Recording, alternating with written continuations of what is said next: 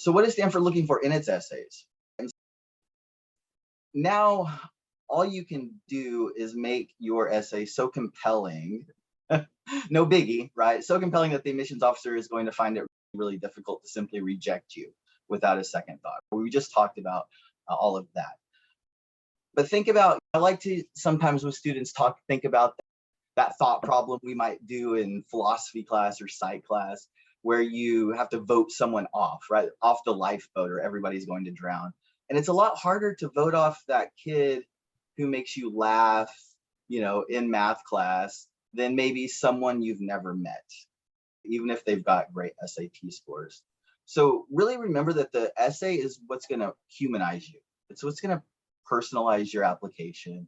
And you can use the essay to show the admissions department something special about you that they won't learn from your application, or to give context to something from your application so they understand, right, like why this was such a special experience to you. And I really recommend these 3 questions are such a great place to start. And so write these down while I'm talking right now. Write these down, reflect on them while you're brainstorming, evaluate once you've got a draft, evaluate each paragraph of your essay against them during revisions. As a mentor, this is what I'm helping students do whenever I sit down with you and we're brainstorming, and then later when we're revising, we're checking that every single detail in your essay is going to answer one of these questions, or a more personalized question that we've determined is something really important that the school should know about you. And another good place to look, right, when we're asking what is Stanford looking for, is the missions and values statements that the schools put out, right? All schools are going to have these on their website. And one thing I always tell students to look for is, where do your missions and values, right, the things that make you tick, like where do they intersect with the school? Because that can be a really great place to start also. Yeah, absolutely. And I think the one that students often don't think about enough is the being a positive addition to the campus community, right? Like, I think like broadly speaking, folks get it. Like, you've got to show off your determination and your resilience and your personal qualities. Even especially if you get like why do you want to attend this school essay? Like, I think students can at least grok that, okay, they want people to have reasons for wanting to attend us. But this is an underrated aspect, especially at a school like Stanford, because the reality, and we touched on this a little bit when we were talking about why essays are so important, right, is that there's on paper 3 or 4 students who have equivalent levels of, just call it qualification. That's what they're really testing when they look at your academics and your resume. So, are you qualified to be here? It's what they're assessing. And then when they get into the essay, it's like, of the students who are qualified to be here, who do we want here? And that community aspect, I think, is an underrated aspect of what that students often don't think enough about as they're thinking through what their essay should be. Oh, absolutely. Likability, even thinking about not even just the campus community, but the community at large, right? Like sometimes I'll be working with students and we'll find a really cool, something that fits in with their passions or their extracurriculars that's going on in the city or in the town. And they can make really great connections to, like, I want to be a part of this greater community. Absolutely. Yeah, absolutely. And I think some of you might have heard us talk about when you're applying to Columbia, don't say I want to be in New York, and when you're applying to Harvard, don't say you want to be in Boston or whatever. But I think that there's a difference between saying I want to be in New York because New York's cool, and I want to do these specific things in the local community surrounding your town, especially if it's not in like that one of those like big desirable cities, but it's in like college town or an underserved community or something like that. So there are definitely gradations to that. Yeah.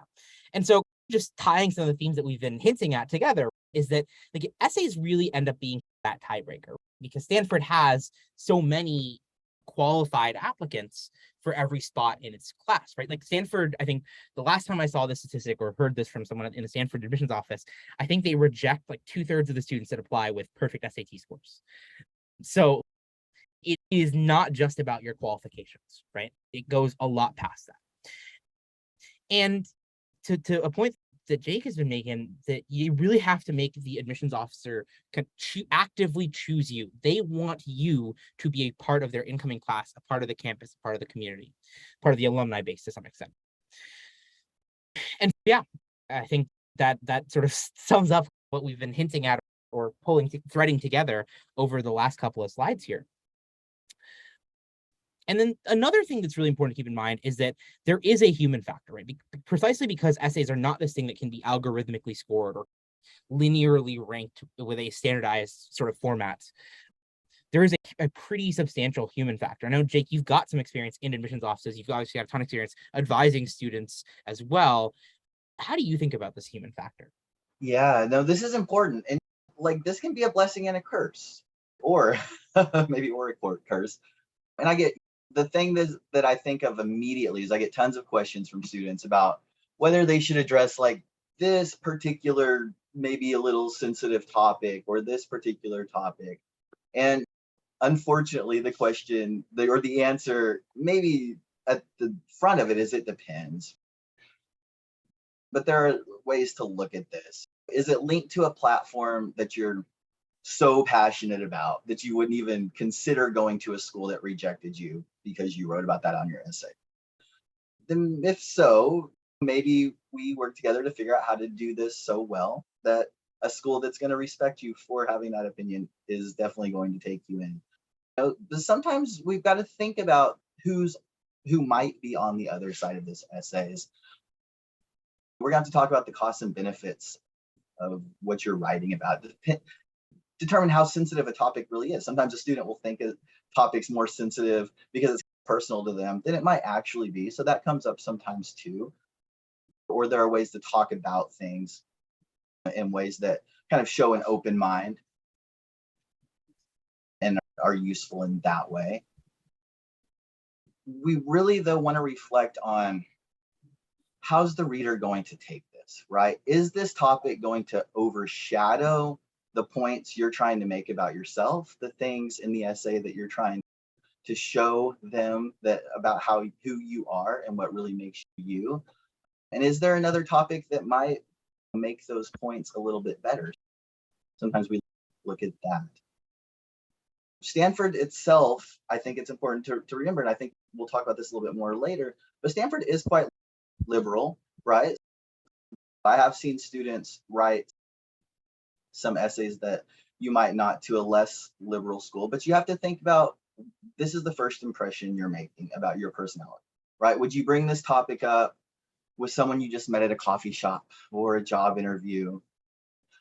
If not, then it might not be worth mentioning so much.